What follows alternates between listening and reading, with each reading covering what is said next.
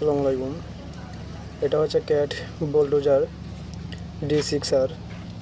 এর মূল সমস্যা হচ্ছে স্টার্টিং কাটতেছে না, যার জন্য সমস্যাটা। তো এই সমস্যাটা ফাইন্ড আউট করার জন্য অনেক খোঁজাখুঁজি পর মূল সমস্যা সেটা হচ্ছে ভিতরে পিনিয়ম ভেঙে গেছে। আর সেই পিনিয়ম ভেঙে যাওয়ার জন্যই এই সমস্যাটা হচ্ছে। তো ওই পিনিয়মটা খুলতে হলে আমার অবশ্যই ফাইনাল ড্রাইভ পুরোটাই আউট করতে হবে, কারণ ক্যাটের এই একটা সিস্টেম ভালো, ফাইনাল ড্রাইভ প্রত্যেকটাই পার্ট বাই পার্ট আলাদা আলাদা, যার জন্য আমাদের কাজ করতে খুবই সুবিধাজনক।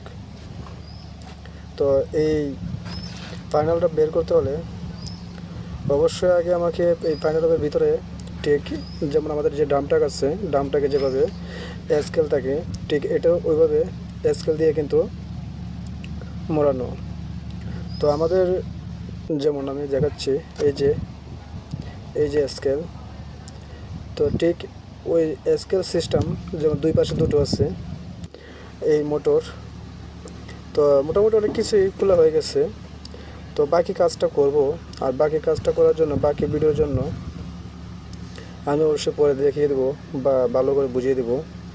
তো এখন শুধু জাস্ট আমার ফাইনাল ডাবটা খোলার জন্য বা আউট করার জন্য যে প্রসেসিংটা, শুধু এতটুকুই দেখাচ্ছি আপনাদের।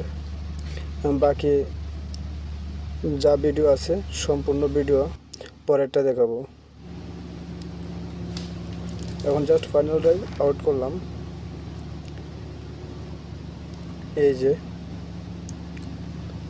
এটা ভিতরে ভাঙা আছে, যার জন্য সমস্যাটা ছিল।